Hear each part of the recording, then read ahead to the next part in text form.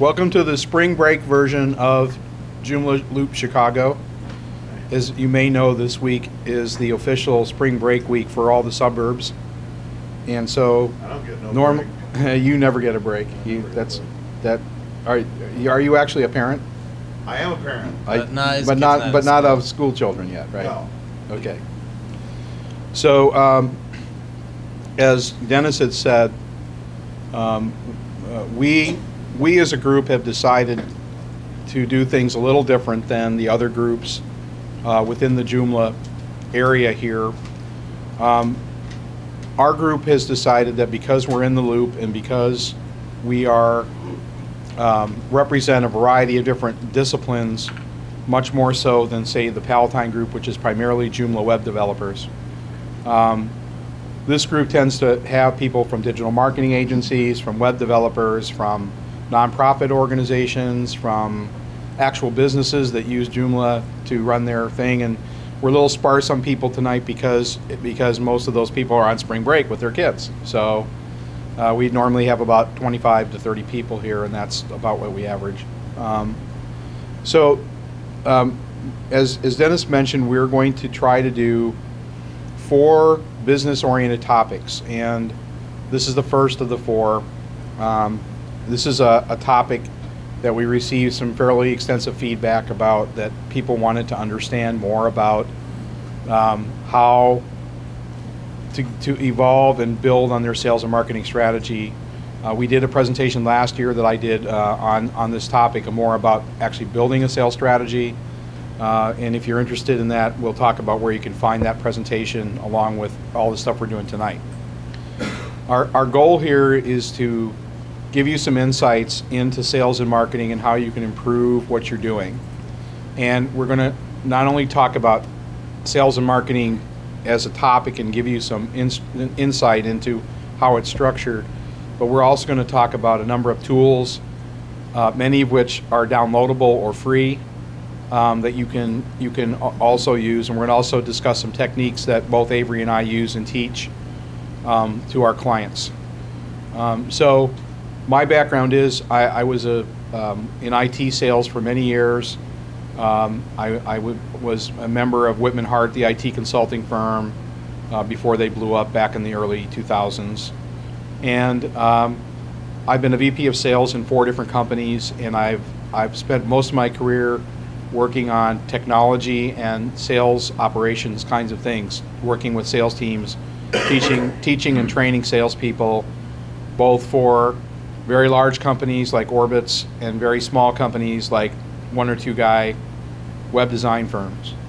And so everything we're going to tell you tonight is going to apply to, regardless of how big you are as a company, will all apply to what you're talking about, and we'll talk about that in quite a bit of detail tonight. So the format of our presentation is a little bit unique tonight because we want to give you both the sales and marketing perspective. Avery, why don't you introduce yourself? Sure. I'm Avery Cohen with Metrist Partners. We help marketers and web developers to manage their online marketing. How to measure, we help them measure and optimize the results that they get from marketing. And we try to keep things fairly lean on the marketing side. And so one of the issues that is coming up for us quite often, and the reason that we've been collaborating with Terry more often on projects, is that people do marketing so that they can get sales. That's really the only reason to do the marketing. And so we have worked on making sure that marketing produces results that can be measured and that will contribute to enhancing the efforts of the sales groups that we work for. In most cases, we're working with entrepreneurial or mid-market companies where there's a person who might be a vice president of sales and marketing. And this person has to balance those needs with limited resources and is constantly saying, how is what we're doing here generating more leads for my sales team? So we really get a lot of that, and we're stepping into situations where the sales department is saying we're not getting good enough leads or we're not letting good enough leads. And so we're finding out where the gaps are between what the salespeople are trying to sell and what the marketing is trying to promote. And so those are the kinds of conflicts that we'll be talking about today, and talking about ways to better align sales and marketing messages. So the format of our presentation is we're going to do a little point counterpoint. I don't know if any of you are old enough to remember point counterpoint. It used to be a Saturday Night Live skit, but it was actually based on a program that ran on public television that pitted two different people with coming from two different sides of the coin, so to speak, and talking about the differences. Well, as you can see, Avery and I work together a lot on various projects and things, so we don't exactly have a disagreement amongst us. But what we've recognized is that this whole issue of sales and marketing conflict doesn't really come from the things that you expect, and that's part of what we're going to talk about today. So here's what we're going to do. We're going to start out by talking about what is the conflict. And I think what you're going to see there is that the conflict isn't probably what you thought you would think it is when you walked in the room. We're going to talk about the roles and responsibilities of sales and marketing and how that breaks down. And I'm actually going to walk you through a sales cycle with real conversation about customers and how you interact with them, and how marketing and sales and also the service part of your business, which, you know, many of you, if you're web consultants, you have marketing and selling, of course, but then you have to go deliver what you sell, right? So there's really marketing, service, and delivery, and we're going to talk about the relationship between those. We're going to give you some ideas about how you integrate sales and marketing, because the whole point of this conversation is to explain how bringing sales and marketing together produces incredible gains for your business. And if you are able to do that either as an individual or as a company, you can get more revenue, you can have better leads, you can have better relationships with your customers and your clients. There's so much benefit to integrating, and we're going to talk about how you do that. Both Avery and I are going to share some tools and techniques, and then towards the end, we're going to open it up and allow you to talk about any issues that you have or questions that you have about sales and marketing as it relates to what we're talking about tonight. And I'm sure there will be at least one person out here that can give us at least one good sales war story. And the person with the best sales war story, by the way, gets a free copy of my book. So, all right. So, when you think about sales versus marketing, the thing that always seems to come up more than anything else is the conflict between the departments. And if you're in a big company where you have a VP of sales and a CMO, or if your clients have that kind of structure where they have a sales team or a marketing team or both, you know, then there is people issues that occur, right? Because they have lots of people. And inevitably, the things that they do are going to conflict with each other because of the way that their businesses are structured. And yes, sales and marketing are in competition with each other, but I think it's important to recognize that the competition is in people's heads. It's not really about one department versus another. It's about a whole different set of issues that have to do with what sales and marketing are supposed to be doing for the business, right? So whether you're one person who has to do both sales and marketing, or whether you're a person who does just marketing or works with the marketing department of a client, say, these issues will be represented no matter what size or scale of business you're working with. You'll see them no matter what, even if it's only you doing the selling and marketing.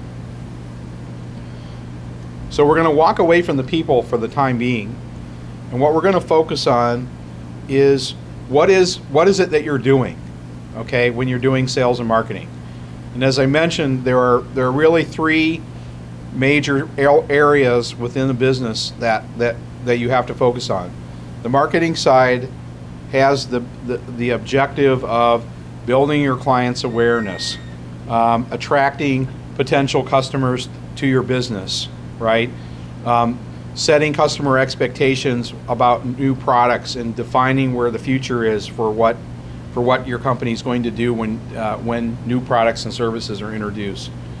And you have a whole series of activities that go with that, right? Developing a messaging strategy, or creating the actual media, using building it on a website, or building it in social media, or creating simply collateral that you can put out there to give your sales team so that they can present that to their customers. On the sales side, you have a whole series of activities that are about contacting the customer, prospective customer, and getting them to buy your product. So while marketing focuses on what the product is and how great the product is, and provides all the content around that in various forms and in various ways, sales basically has a very binary function: go get deals.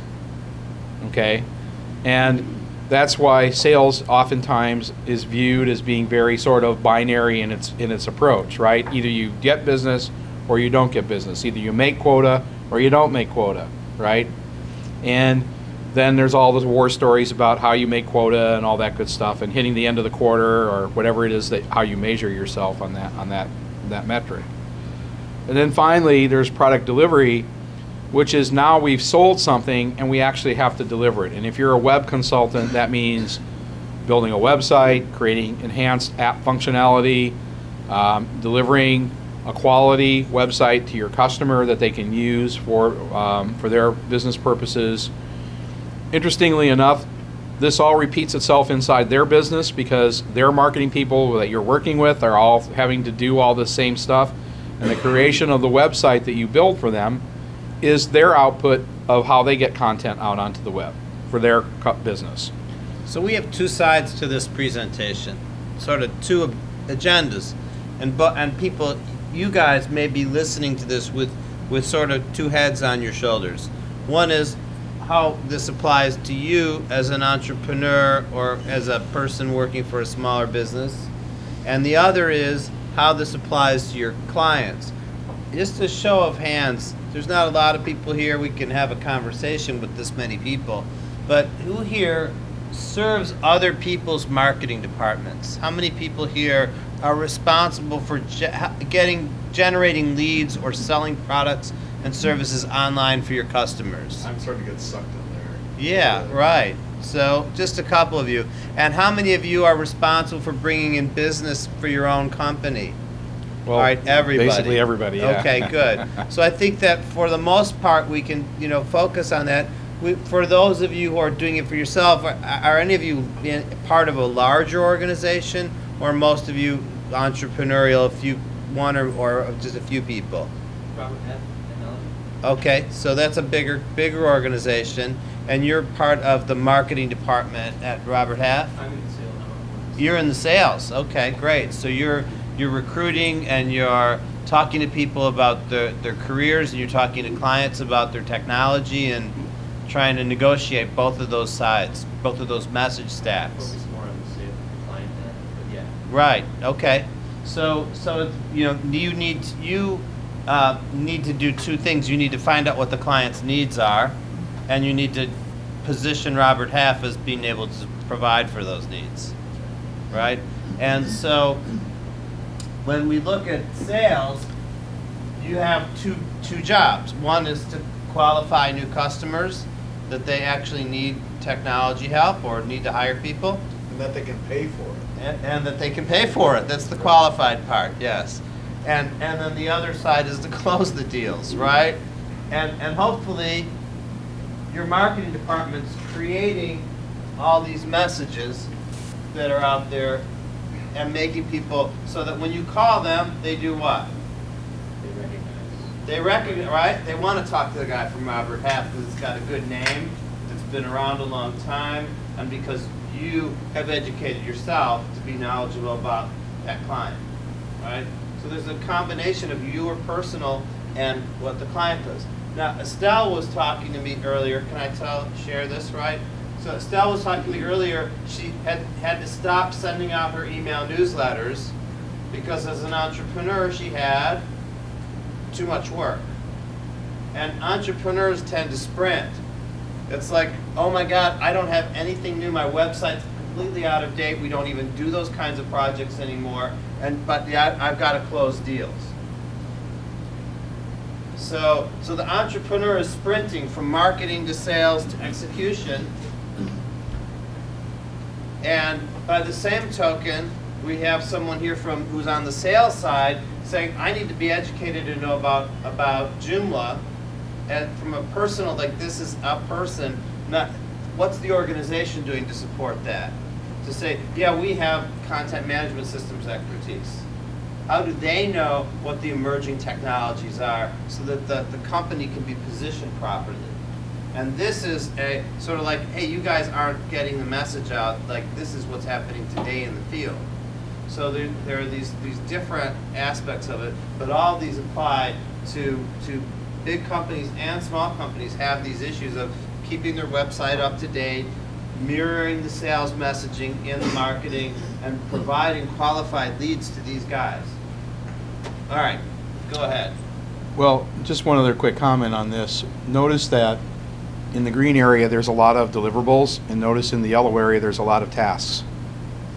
So it's important to understand that part of the conflict comes from the fact that marketing activities are primarily designed to create content and provide that, where most sales activities are not really about content, they're about conversation, and they're about interacting with the customer, and they're about...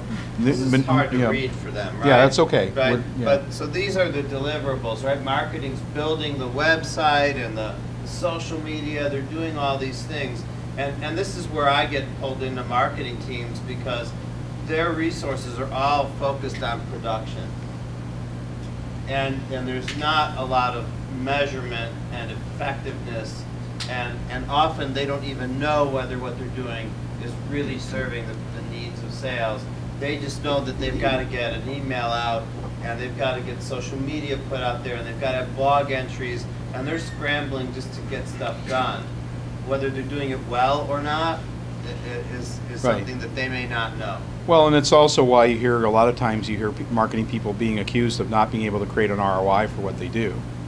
Because so much of what they do is content driven and not performance driven. And so when you're the person that has to communicate what the product's value is and what the long range opportunities are and how the company's going to grow from here, it doesn't really translate well into, gosh, I hit my quota this month. So that's where part of this conflict comes from, is just understanding that the functions are different, and they do have different responsibilities within the business, and that's part of what we're trying to show here. So, as we mentioned, and we felt like this needed some specific mention, because I've had people tell me oftentimes, well, this isn't really applicable to me because I'm a small business and I can't really have all these things that the bigger companies can do. I can't go out and buy marketing automation and have direct email, and I can't, they have a series of those I can'ts. Well, it turns out that most of them are wrong, number one, because there's just about a product in the market that's free or low cost for just about any of this stuff, right?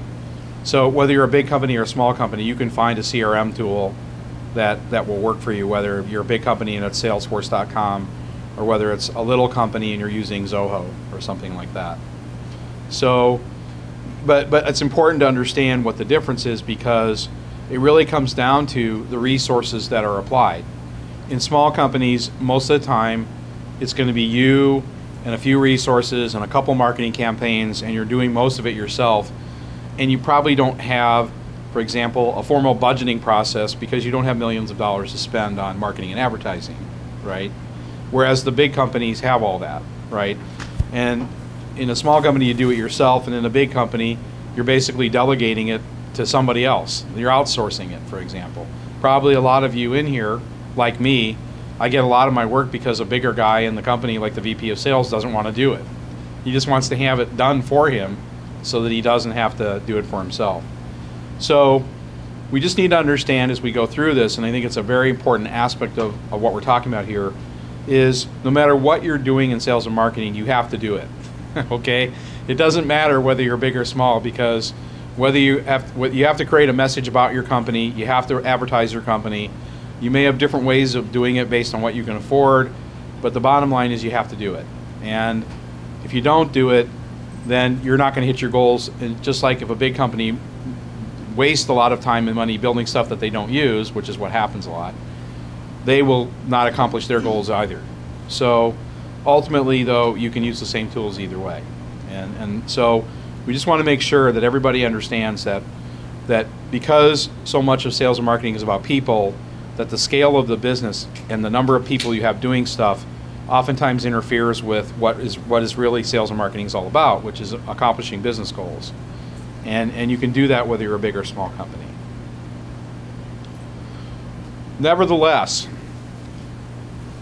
we want to show you something, and what we're going to talk about here in the next few slides we think is very important to understand, and that is because of the way that the market has changed over the last 5 years since the recession, and even more so since 2000, say, when the internet bubble happened.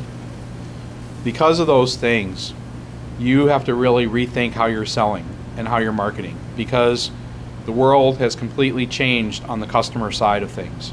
All right, and we're going to talk about a few of those right now. First off, when I first started selling, I can say as a salesperson that I was the conduit for information to my customers, and I would provide the collateral. I would educate the customer about the new products coming out. I would, work through the selling of those products with them. And when I had customers that I went to every week, every month. I wasn't finding all sorts of new customers all the time. They were coming to me because back in the 80s and 90s, that's when the tech boom happened. And people were buying computers like crazy. So I happened to work for a tech company, and I was selling equipment at a rate that you just couldn't believe. Making a lot of money, taking a lot of orders, right? Now, what's different is people spend all their time on the internet researching and trying to understand what the solutions are before they ever buy them. So if you're a web developer in Joomla, there's probably only 2 or 3 places where you can really distinguish yourself as a consultant in web development. You might put yourself, like for example, a couple guys here put themselves on the Joomla directory, right? That's on the big worldwide Joomla site, and they put version 1.7 to version 2.5 conversions, and there's not many people out there who actually know how to do that, so they get business that way, right? But they never went out and solicited that business, right? They might have got an RFP. They might have been, because they're on the directory, they might be one of five people that a company is sending information to, and you're having to bid on it. If you're in digital marketing, you get RFPs all the time, right? It's a bidding process, right? Well, that's not enough for most businesses. I know from my own, if I spend all my time answering RFPs, I'd never get any business. So nowadays, you have to spend more time in that communication part of your business, where you have to have a website, you have to have a blog, you have to do social media. And a lot of these things take time and effort to do, and sometimes more time and effort than you want. But they're necessary because that's where customers are looking for providers, suppliers, consultants, products, right? So that's really changed. And I would say even in the last 5 years, it's gone from 30% research to 70% research, and 70% selling to 30% selling. It's had a huge impact on selling. The second thing is people are looking, because of that, people are looking at more content. In 2009, the average number of things that people looked at was about 3. They do a website search, they might download stuff from a website, they might go do a topic research on Google. Nowadays, it's up to 5 things, okay? That just goes in kind of in alignment with the amount of time that people spend researching.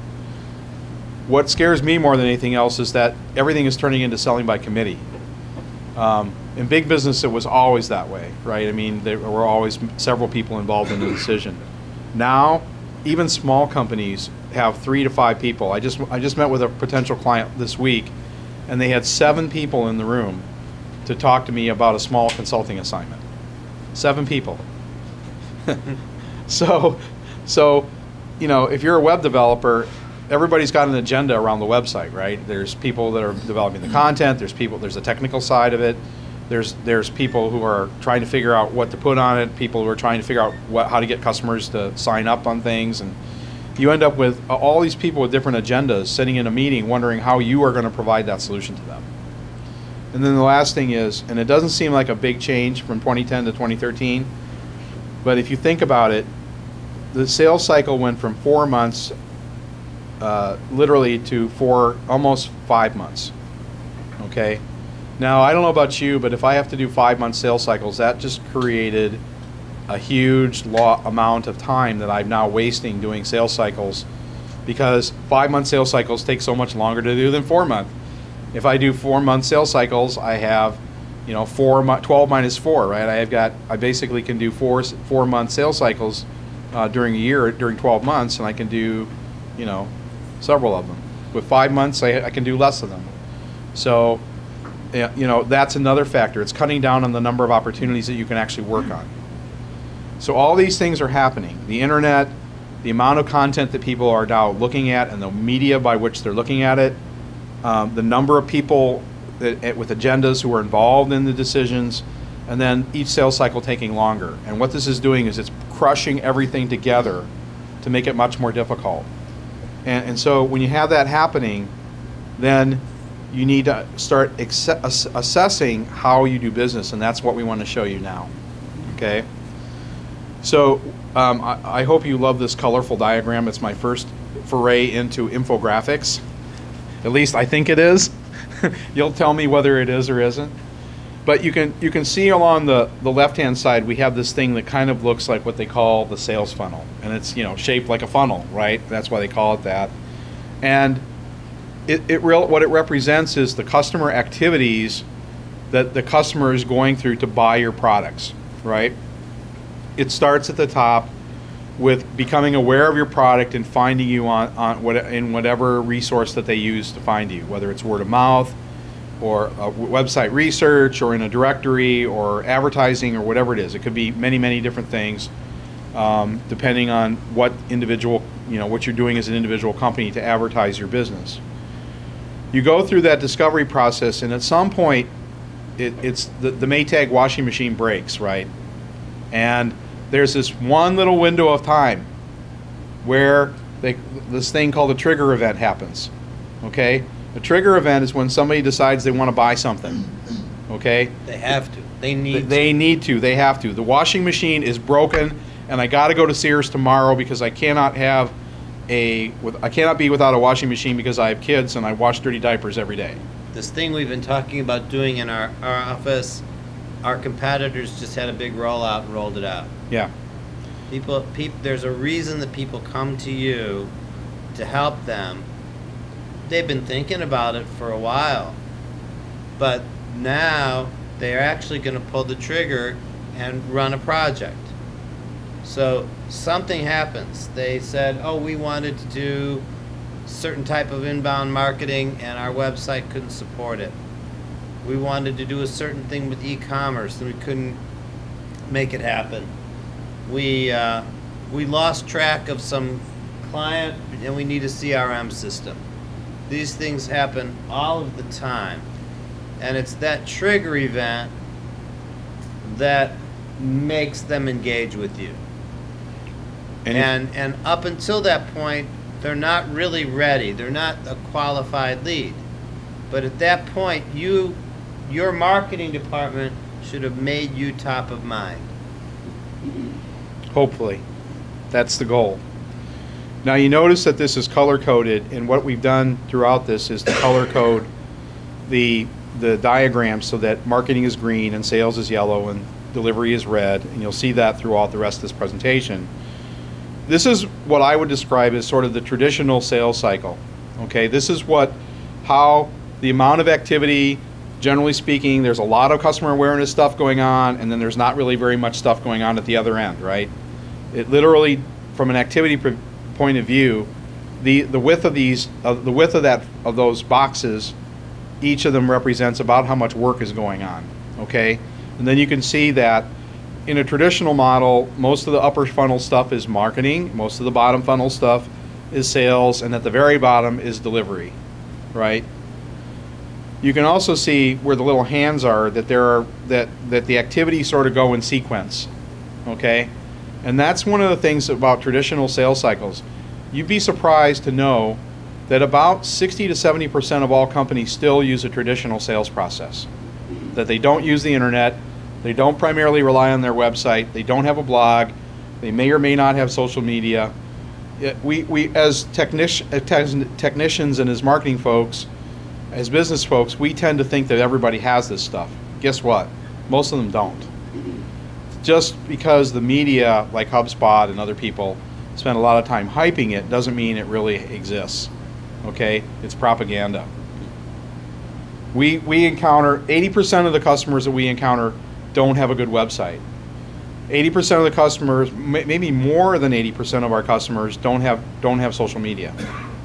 Haven't figured out why they should use it yet. So you can't take these things for granted because if you want to get business, this is how you're going to have to start doing things, and yet most businesses right now don't do them. That's also a huge opportunity for everybody in this room. Okay. So we've sort of transposed our activities on here with our funnel, and now what we're going to do is we're going to look at what's changed. Remember, I just talked about those big challenges, right? So on the left is what you see is the old funnel that I just showed you, right? On the right, what you see is the funnel of today. So if you take all those things I was talking about earlier and apply them to what's happened to the funnel, this is what you get. You have a lot more customer awareness, customer discovery. They're even bigger than they were before. Why? Because everybody understands that where people are going to find information about your business is on the internet. Okay? So doesn't it strike you as ironic that a lot of companies don't have good websites when, in fact, it's almost a necessity to have one to even do business anymore? Same with customer, what? Go ahead. It's because they're run by a bunch of old white men. That's right. There's no E-Trade babies running the shop right now. They will soon. Notice also that sales now doesn't start in the middle of the process. It starts at the beginning of the process. Sales involvement is starting to creep up into the front because salespeople are using social media like LinkedIn, for example. I don't know if you use it or not. Does everybody here use LinkedIn? Okay. Why do you use LinkedIn? Research companies. Research people. potential customers, right? Yeah. Not just the companies, the people. Right. And do you link or connect with potential customers that you want to talk to? You can try. I mean, usually I'll be a little subtle about it, or I'll wait until a little bit of conversation has happened. Okay. To justify it rather than Okay. just hitting them. I would argue that if you're not a master of LinkedIn, you probably are not getting business. It's pretty much become the tool now in sales. Do you use LinkedIn a lot? I bet you do. I do. And say again? I hate it when recruiters comment. I know it is a recruiting tool, and that does Probably more than a happen sales a lot. tool at this point, but It- more and more it's an important Yeah, sales tool. I've seen some really interesting write-ups, and if you're interested in seeing some stuff on LinkedIn, how to improve your LinkedIn skills, I can send that to you. You can send me an email or ask me, and I'll give you a card. Notice the middle part of the sales funnel is now shrunk. Okay, that's because the selling part of the business is now shrunk. There's not as much selling stuff actually happening. It's really now you're getting into the customer's research. They found you. They may be asking you to come in and do a presentation or meet with them. They may be evaluating 4 or 5 other potential providers. The whole decision process, though, has been shrunken down into an evaluation, where it used to be that you had the opportunity, much more so, to get in there and talk to the customer about their needs and do more what they call now consultative selling, right? Asking lots of questions. You still have to do that, but the problem is that now you have to do it up in the part where they're still trying to figure out what they need, right? You have to start targeting people. You have to start thinking about who it is that uses your services and actually go to things like Sales Genie, for example. Everybody know what Sales Genie is? Or Hoovers? Everybody heard of Hoovers? You have to go find that data and pull it in and start calling those people yourself, right? Getting in contact with them, getting them on your mailing list, getting them to respond to your LinkedIn requests, okay? Now, at the very end, notice that something else has changed. The customer experience and the customer advocacy has gone up dramatically.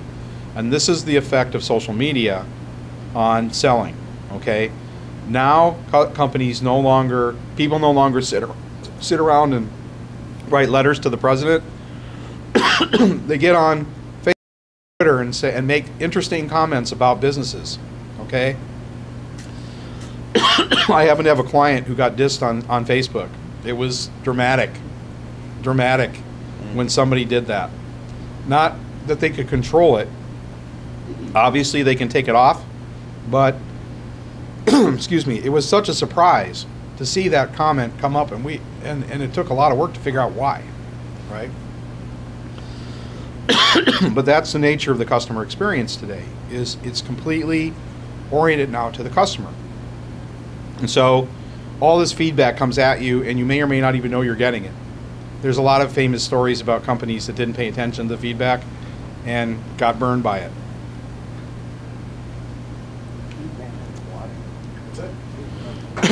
So now what I've done is I've taken that new sales cycle, that new funnel, and I've applied it to our task list. Remember our task list that we started with at the very beginning?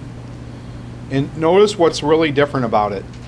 There are now these blue lines across the middle of all the groups. And if you think about them in clusters, there's really, you can see here, there's really 3 clusters of things that have really changed, and things that as we get now into this conversation about what should you do, we'll start talking now about what do you do. Because now that you understand this better and you understand the imperative around it, now we can show you some things that you can do to make changes to the way you market and sell. Okay? And I think we can move on. Okay, well, I'm just going to summarize this real quick. Yeah. So the first one is really about the messaging strategy. And when you integrate sales and marketing, you have to think about having one messaging strategy. Not one for sales and not one for marketing. Not one for your website and one that you go on sales calls with. Thank you. But one that is consistent across all the stuff you do. But how do you do that? There's got to be a technique to do that, and we're going to show you one of the techniques that you can use, which is called 99 questions. The second cluster is about the process. And so we're going to talk a little bit about how you change your process, because now instead of thinking about leads being generated and deals being done, we need to think about it all being one big picture. We need to start with leads and work all the way to close, or what is now commonly called lead to close in the marketing world. Lead to close was not a concept 2 years ago even. And that's because people didn't recognize leads as being valuable in terms of actual selling, because sales always ignored leads. And they still do, by the way. But the point is that marketing has gotten much better at, and is getting better at, how to generate leads. And probably several of you in here are helping them and being responsible for helping them with that. The last piece is about the customer experience. And where customer experience used to be sort of an afterthought, now because of as we were talking about, because of social media, because of the involvement of marketing much later in the sales cycle, and now marketing people are actually going out and talking to customers. Now in bigger companies, they actually assign marketing people to work with sales instead of just, throw things over the wall. As those things happen, you as an individual can also, start to allocate some time and thinking to, how am I getting feedback from my customers? When I now work with my clients, I didn't used to ask for a reference until I got another sale that I needed a reference for. Now, I actually ask them to write a recommendation on LinkedIn right away. We've done I've done my consulting gig. You got great results, Mr. Client. Please give me a recommendation on LinkedIn. I don't even wait. Why? Because I can basically avoid the whole reference issue by having all those recommendations on LinkedIn, and customers will look at them and say, yeah, I get it, you do this, right? I get it. So, Not every slide is an infographic, sorry. Sorry about that. But there are the metrics that go along with each of these processes. And so this is where we move from just doing these things and to measuring and managing them. The basic issue for most of my clients is what's the number of leads coming in from the website. But as we get more effective, it starts to shift. We start to look at, not only do we look at the number of leads, but if you have a good CRM system, what are the number of meetings that you're getting? And can we look at the length of time from a lead coming in to a meeting being generated? One of the biggest problems, and I'm sure that you guys don't have this problem, but one of the biggest problems that I hear from sales managers is that their sales team don't make their sales calls. They get a stack of leads and the leads don't get acted on right away. And I'm sure we all do this. I go to networking events, I get cards, and I don't respond to everybody right away. This length of time to meeting starts to tell people that this is an important factor, is they want to improve that. Marketing wants to improve it by getting better quality leads, but also the sales team is accountable for making those contacts. So by putting these metrics in place, you actually start to manage a process that becomes more effective. And as you have, whether it's one person entrepreneurial or whether it's a person and you have a sales associate who is being brought in, putting accountability in place helps to make both the marketing and the sales pieces more effective. So we keep coming down, the number and value of proposals submitted, the lead to close concept. What is the acceptance rate? If we're pumping out a bunch of really low value and unqualified proposals and they're not getting accepted, we start to say, wait a minute, there's a mismatch here in some aspect of our sales and marketing.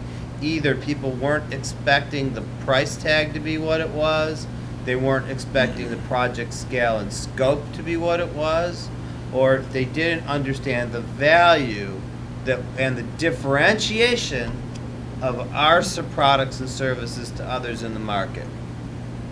So 3 elements that are all tied to both the salesperson's work, but also to the messaging that's being delivered both through marketing and through the sales process. And these things have to be closely tied together. From the marketing side, we can test when we get an idea, when we get a term, when the salespeople come back and say, hey, I was talking to so-and-so, and this is the messaging that we need to be using, we can test that. We can test it in email open rates. We can test it through search ad clicks. So we could take a marketing concept and test it really quickly and efficiently without building out a whole lot of content, without building out absorbing a whole lot of expense. We can do a very quick test and see whether that concept right now today resonates with our audience or whether it's ahead of its time or behind the times. So messaging effectiveness can be tested immediately. We like to look at marketing as a test, in addition to looking at marketing as a collaboration with the sales team. We look at, as we expand our messaging and start producing articles and start campaigning and start reaching out into our institutional infrastructure, into our ecosystem, into our business ecosystem, and start spreading the word. When we start updating blogs and putting our statuses on LinkedIn, does that result in an increase in organic search position and an increase in organic search volume for the terms that we're now targeting, for the way that we're describing ourselves? And then as we update the website itself, are our conversion rates increasing? are we actually getting people to sign up as leads for a particular product or service? So all of this is very measurable, and that leads to management. It leads to setting goals and getting people to do the things that need to be done and getting them to collaborate. There's a big issue is collaboration. People are fighting over credit, they're fighting over resources, when in fact they should be fighting hard to work together so that they can sell and make their position look more profitable. It's only works through collaboration. We one of the things that I do with my clients, and I'll just ask for, again, just to see if people are familiar with this, is a thing called funnel metrics. Do people know what funnel metrics is? If I called it sales metrics, would you know what that means? Some probably do. Yeah. Okay. So we talked about, Avery's talked about all these different sort of collaborative measures of thinking. And I want to give you a little exercise that you can do for yourself, whether you're doing this with a team or whether you're doing it on your own.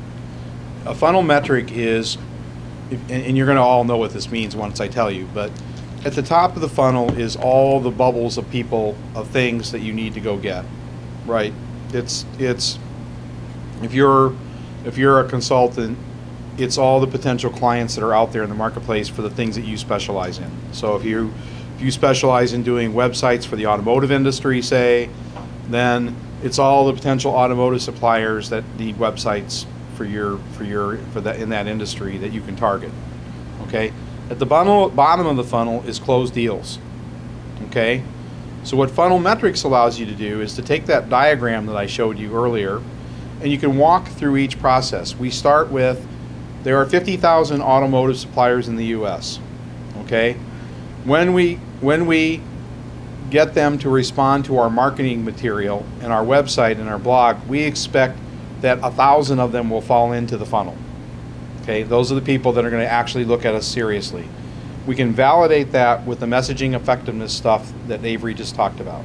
Okay, then how many people actually engage our company, right? Because there's a certain number of those 1,000 people that are going to click on the contact me box, or are going to sign up for your white paper or whatever it is that you're doing that gets you their access to their information. Okay. And then there's the next step and the next step, and finally you qualify a sale, and then you go through a sales process and you close the deal. Okay, you started out with 50,000 targets, you got to 1,000 through your marketing, and now at the very end you get 3. Okay, 3 closed deals. 3 closed deals. Okay, now what's the funnel metrics? Well, one funnel metric is the progression of how many you lost, right? I went from 100% down to 2%. Oh, can't we measure how many we kept? How many we kept, that's right. At each step, I want to know, if I started with 50,000, how many of that 50,000 went to the next step? And if there were 10,000 at the next step, how many of those 10,000 went to the next step? And if there were 5,000 at the next step, how many went to the next step? And so what I get is, I get 50% on the first step, 25% on the second step, 10% on the second step, third step. With that kind of information, I can establish what the probability of success is when I do certain things, right? And if I do effectiveness measurement, and I keep track of these numbers like we're talking about here, you can start to see the pattern of how you're getting to a certain number of deals. Well, what if our average sale is $100,000? Okay, well that's probably a pretty big website, but in any event, if that's the size of project that you're normally doing, then that means we just made $300,000 in income. Okay? Well, our goal is to make $1 million. So something has to change somewhere in that process in order for us to get the additional 9 deals that we didn't get doing it the way we do it today. Make sense? Okay? If you're interested in a funnel metric exercise, I will offer to do one with you. It takes about 30 minutes, and I'd be glad to schedule that with you for free. Okay? Because the power of that exercise will demonstrate to you why you really need to have a really good sales and marketing approach. It will show you probably that you're not really contacting and working with enough clients. All right, so what can you do? when we talk about rebuilding your content, thinking about your content in a way that collaborates marketing and sales, we start with some traditional marketing talk, right? Your mission or vision. What's the world going to look like at the end of what is it that you're supposed to do? What your plan, your objective of your business, and what is the world going to look like after your business has succeeded? So you look at companies like Google or Walt Disney Company. They each have a mission that's clearly stated and that infuses everything that they do. Now, with a smaller firm, we don't always have a mission or vision statement, something grandiose. We often have a positioning that says, we're this kind of, compared to the market, we're this kind of company. We help with this kind of service. Many of us look at ourselves as implementers of a technology as opposed to people who are changing the world. Google's mission is that Google will organize all of the world's information and make it useful. So very grand vision.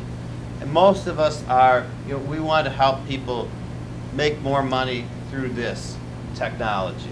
So what kind of car are you? It's the old, are you the Ferrari? Are you the classic car? How niche are you? How do you differentiate yourself in the marketplace? What makes you unique? What makes you special? What makes worth people's time to work with you? And there may be several of these kind of positioning statements that describe why people should take a meeting with you, why they should work with you. And this is a great collaboration point for sales and marketing, because the salespeople are out there in many cases, they're out there kind of having to counter-argue some of the things that are in marketing collateral. Or sometimes you find yourself saying, well, our website does say that, but really this is what we do. Or this is how we do it. So you have this conflict between your web presence, your web positioning, and your salesperson's positioning. So the collaboration between sales and marketing, getting these people together and walking through, in a very simple format, walking through the positioning statements. Why do people take meetings with you? What problems are we solving? Is what we're saying in our marketing materials what's actually happening? So we have dialogue between the marketing department, the sales department, and the delivery staff if there is a service or product delivery involved. If there's a product involved, what's happening on the service and support side of that product? Where are we falling down in our messaging or our setting of expectations through the sales process? Positioning is a very important aspect, and it requires strong collaboration in order to be effective. Another aspect of building content is personas and use cases. Personas are the profiles of real people who are really your customers. What makes them different? What caused them to choose you over the competition? What was their decision process? So we have the personas, who are the people, and we have the use cases. And we try to break use cases down kind of like the way a baker works, right? It's like very formulaic. You have to do these things in this order or the bread won't rise, right? And in this case, you know the kind of bread we're talking about.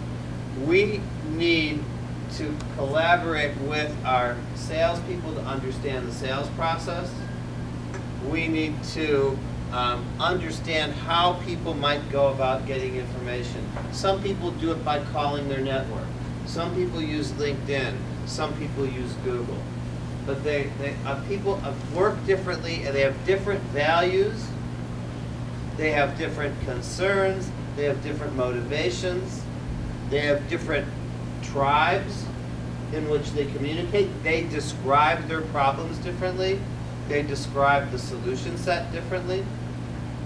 These are all things to take into account, because when your marketing materials don't speak the language of the tribe into which you're selling, when your when you don't have the lingo right, then you're not going to get the sale. And it's going to be from the marketing and the sales not working together and not taking the customer into account. So we want to be sales centric, but we also want to be customer centric, because the customer is who sales is talking to. All right, so that's another tool that we use, is the personas and use cases. We know now our positioning statements. We know what problems we're trying to solve for people. Now we need to know who are those people and how are they trying to solve their problem. Once we do that, we can come back and get this next element, is the customer success story. Not our success story. Not how did we trick them into working with us. How did they solve their problem through us? How did they work with us and end up making more money and getting more material? So salespeople are always talking about customer success stories.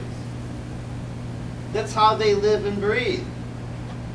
But how many people here have good solid case studies up on their websites? Good. All right. A couple of you.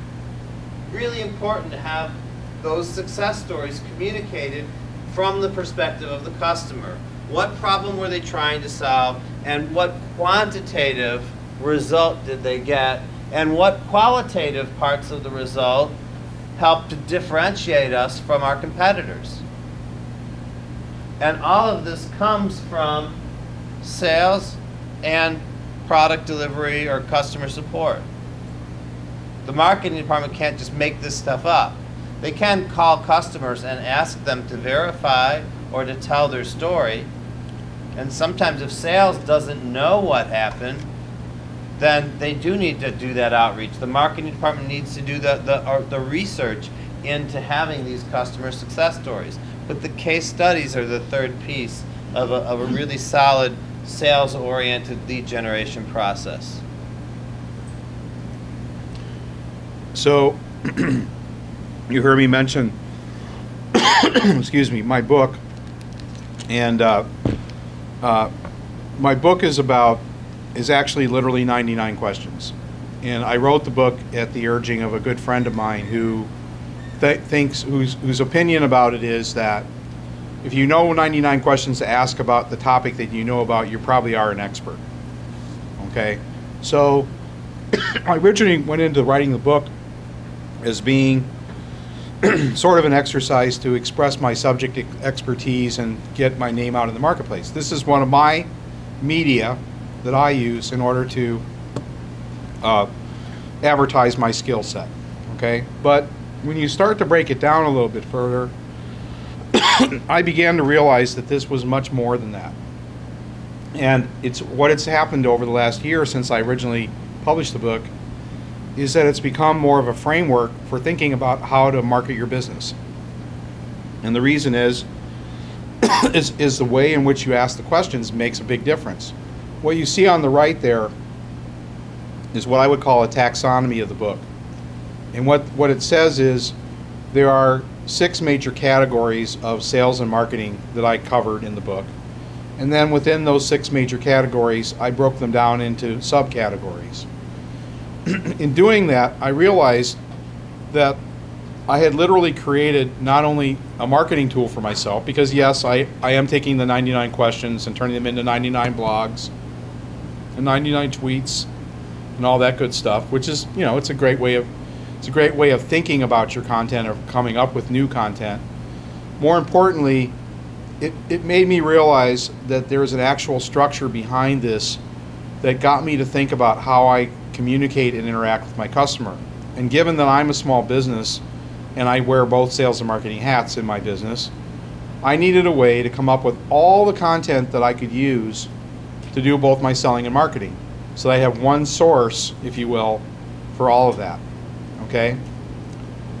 Now, you each all have your own expertise, and I'm sure each of you could write your own 99 questions book, whatever it is.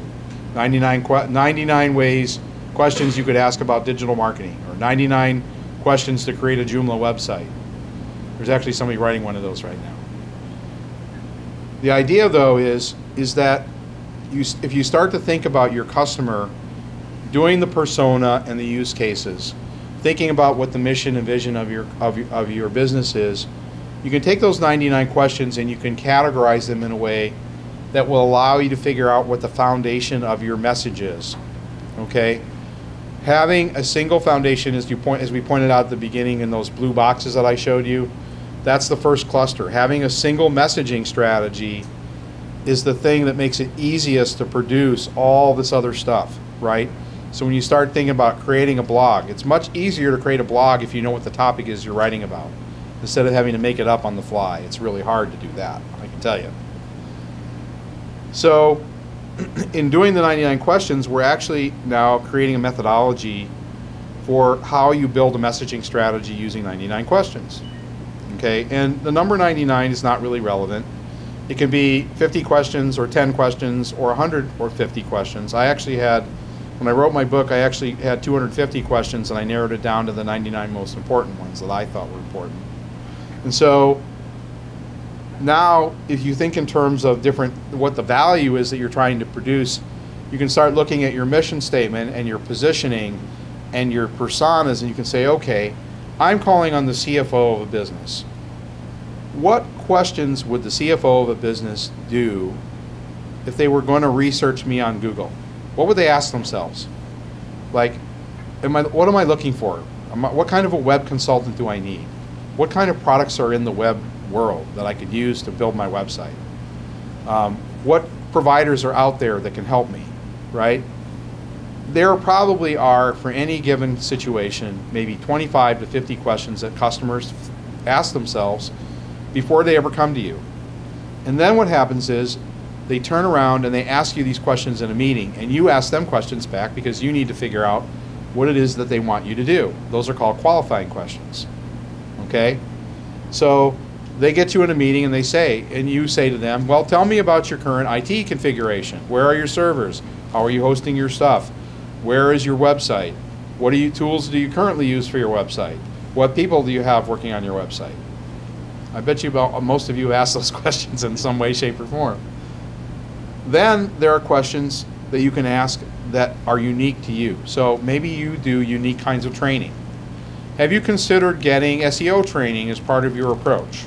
Have you thought about how you could improve your website if you had a better administrator for your website, right? Have your marketing people started using the website to generate leads?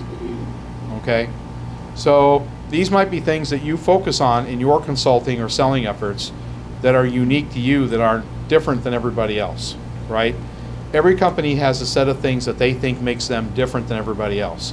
And if you can come up with questions that allow the customer to get that, that they see that you have this unique set of skills, I can tell you that about half my questions are designed specifically to keep other people who do Salesforce.com from getting business out of my competitors, right?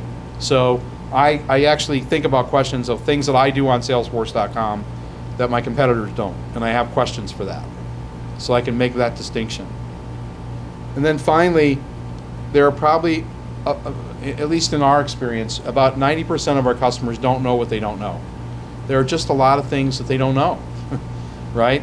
And so you can actually add value in a sales meeting when you work with a customer by teaching them something that they should have known that they didn't. It's kind of what I call the aha moment. So you go into a customer and you say, have you ever thought about adding in paid ad click measurement? Oh, really? I could do that? Well, sometimes you get that answer from people, right? They look at you and say, oh, I didn't realize I could do that.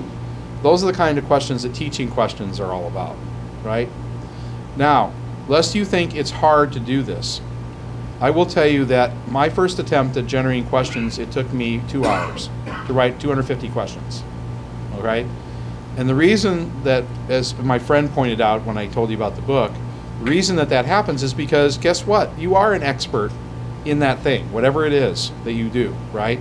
If you're a web consultant or a digital marketing person or a salesperson that sells recruiting services, whatever those things are, you are knowledgeable about them, you're passionate about them, and if you aren't, you better start figuring out how you're going to be, because that is what customers are looking for. They're looking for value because they see that you know more than somebody else, that you do things differently than other people, and things like that.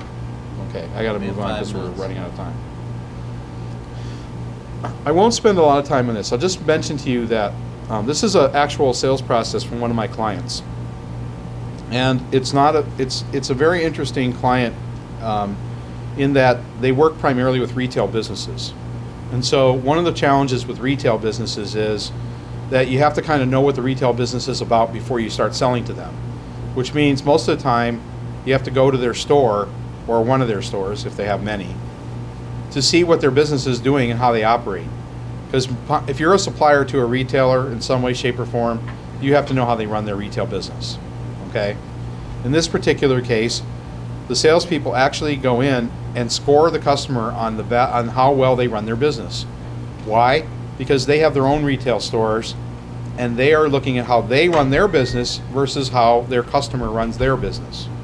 And they're making an assessment of that. When they actually go in to talk to customers, then they use that in their sales conversations, which I'm going to show you here in a second. But you can see here that there's a much more thought out process here. It's not just, gosh, do a cold call, get a meeting, go close a deal. It has to be much more thought out. You have to know much more about your customer before you go in. You have to have thought about what it is that makes them successful with your product, right? Some of the traditional marketing things that Avery just talked about provide some of that information, but in other cases it doesn't, and you have to go the next step, and I'll show you what that looks like. So let's just briefly talk about the sales dialogue. I wanted to tell you all that this presentation is a subset of several presentations that we're doing at CMSExpo.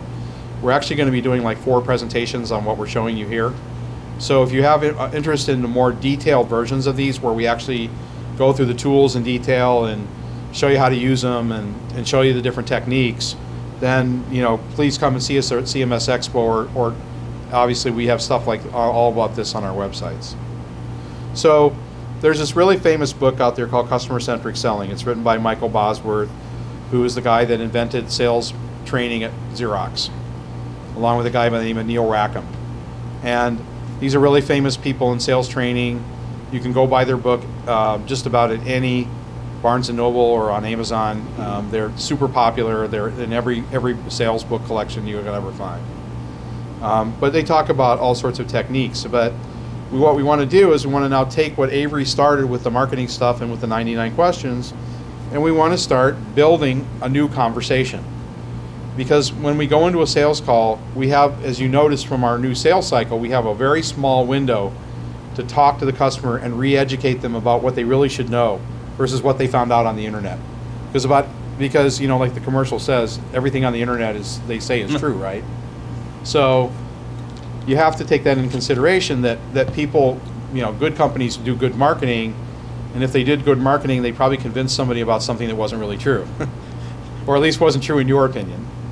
So this is an example of an introductory conversation. I won't read this right now. It's a script that we created for a particular business, and it focuses in on the key elements that came from our 99 questions. What did we figure out that was of value? What makes us competitive? What can we teach somebody?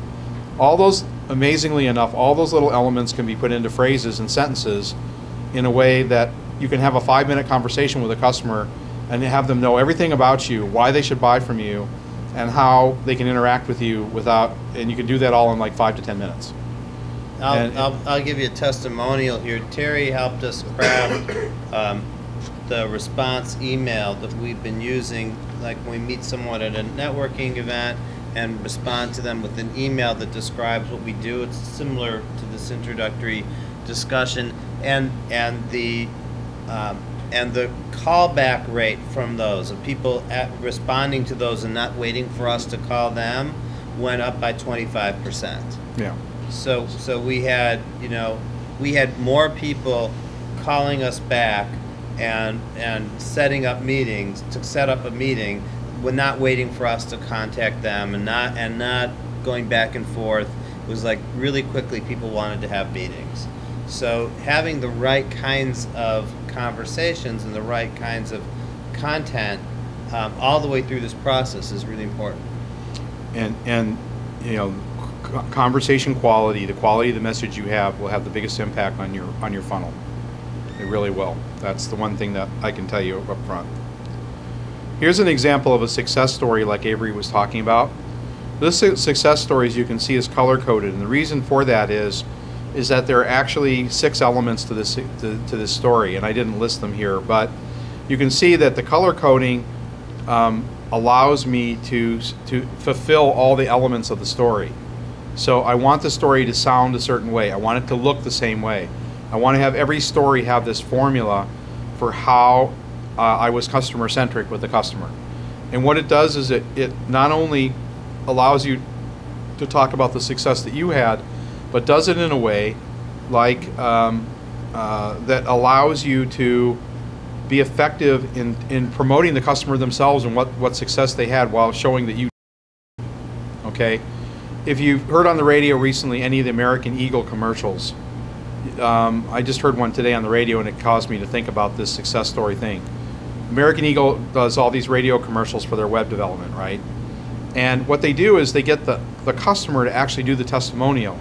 And the customer talks about how the website's making them successful and what things they're accomplishing in their business. By the way, we used American Eagle to do this, right?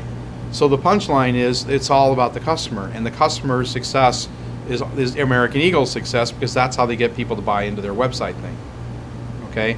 For those of you who do websites, you would be very strongly advised to look at American Eagle's marketing and selling effort because they do it fantastically. They're awesome, okay?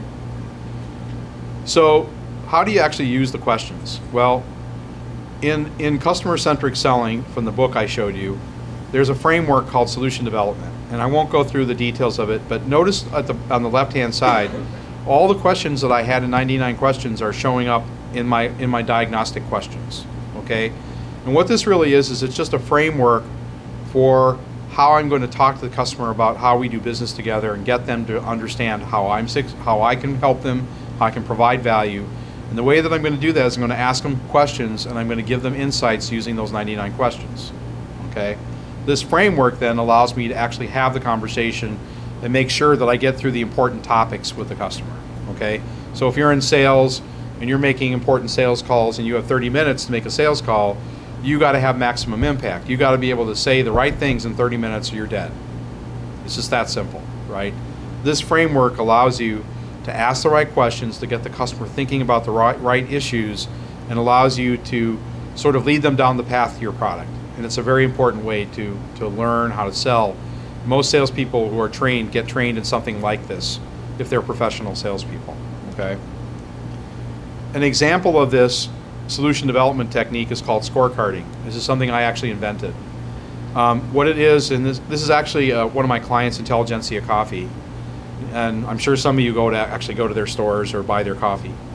Intelligentsia Coffee sells to coffee shops. And the thing that they do is they have to go in and convince the coffee shop owner to buy their coffee instead of another brand.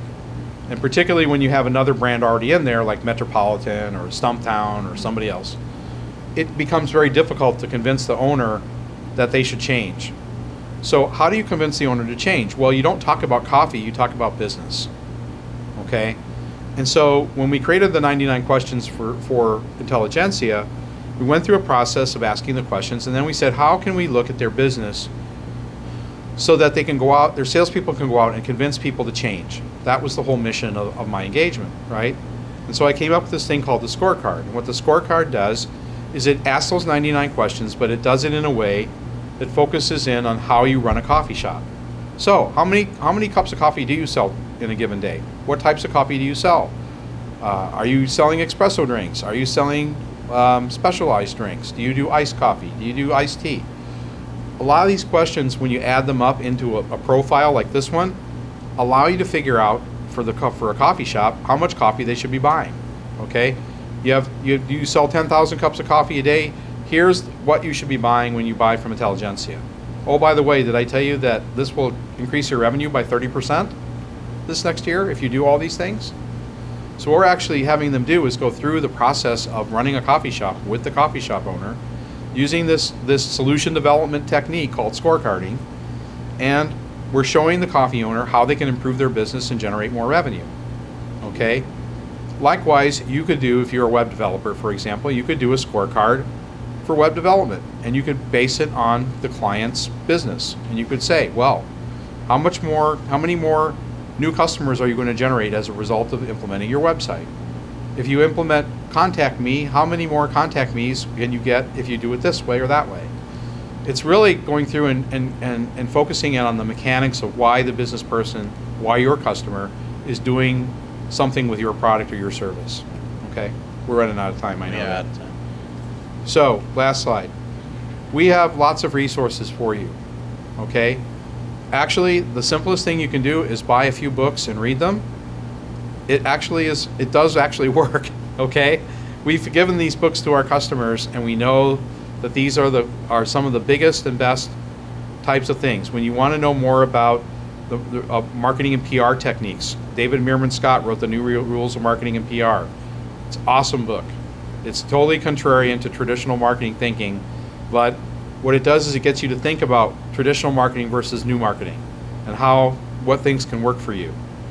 A Challenger Sale talks about how to have an entirely new conversation with a customer by teaching them things they don't know. That's where the teaching thing comes from, right? We have all these tools on our websites. You can download most of them.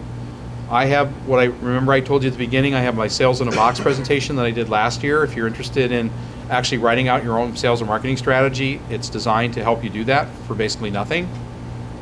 Just download the presentation. It's completely scripted like an ebook, and you can use it.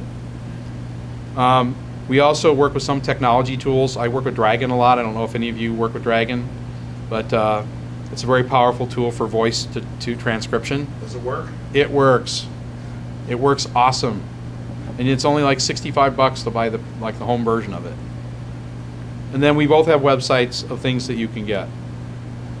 So just remember as we end this, our recommendations to you are: number one, don't think about sales and marketing conflicts in terms of people. Think of it in terms of functions and resources, because those are the things. Because everybody has to accomplish the same thing. And if you're able to use these kinds of tools and resources and think through it this way, you'll be able to do the same as what we've talked about, and it will ultimately improve your sales and revenue. And that's the whole point, right? This presentation will be available online, the recording of it, and we'll also put the PowerPoint version or a PDF version of the PowerPoint up so you can download it if you want. We're both available to talk about your situations if you have particular things that you want to talk about. And don't forget that I offered to do a funnel metric with you for 30-minute funnel metric for free if you want. It's up to you.